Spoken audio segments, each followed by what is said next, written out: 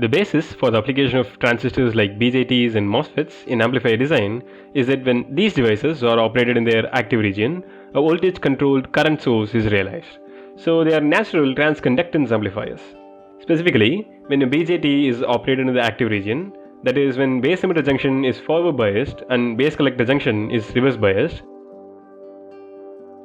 the base emitter voltage VBE controls the collector current IC according to the exponential relationship, which for an NPN transistor is expressed as IC is equal to IS times e power VBE by VT, where IS is the reverse saturation current, it's around 10 power minus 12 amps, and VT is called the thermal voltage, and at 300 Kelvin it's typically around 25 millivolts to 26 millivolts. Similarly, the active region for a MOSFET would mean it's operated in the saturation or pinch-off region, for which 1. The gate source voltage VGS must be greater than the threshold voltage VTH. This ensures that the MOSFET is on, and 2. The drain source voltage VDS is greater than the difference VGS minus the threshold voltage, which ensures that the MOS is in pinch-off. In the saturation region, the relationship between the gate source voltage and the drain current ID is expressed by this equation. It's a parabolic equation. From these equations, it's evident that the transistor is basically a transconductance amplifier. That is, an amplifier whose input signal is a voltage and the output signal is a current. More commonly, however, one is interested in voltage amplifiers.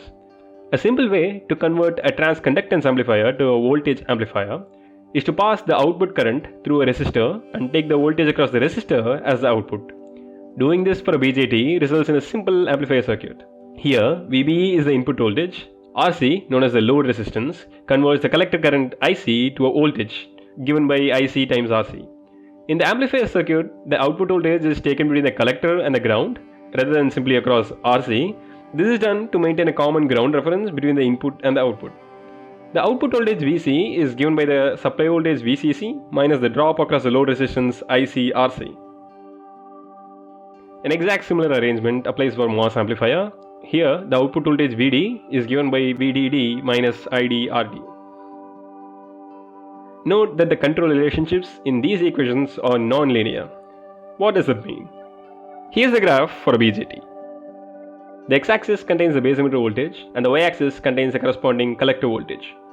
Now, the active region lies between the points A and B. So our input VBE must lie between these 2 points. Now, let's try to apply a sinusoid of 20 millivolts peak to peak.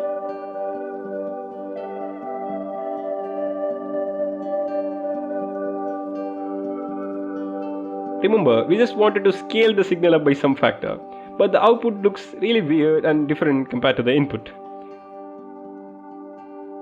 But if we had a linear relation, then we can faithfully reproduce a scaled version of the input.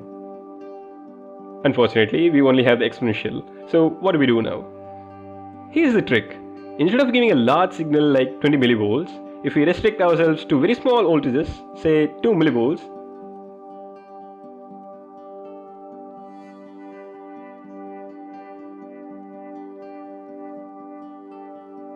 then the output is linearly scaled as we desire.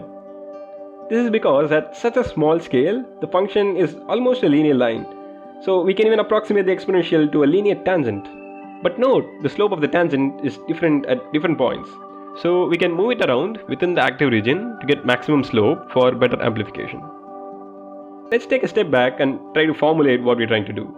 The input is composed of 2 parts, a DC part, VBE, all uppercase, and an AC part, VBE, all lowercase. So the corresponding collector current can be obtained by plugging this into the exponential. Separating the 2 exponents, note the first term, namely IS times e power the DC input VBE by VT, is a constant, cause VBE is a constant. So the rest is the AC part. To proceed further, let's try the Taylor approximation for this exponential. Remember, to preserve the input, we need a linear relation. If our AC input VBE is much smaller than the thermal voltage, which is around 25 millivolts, then we can drop the nonlinear terms and approximate the exponential with the first 2 terms.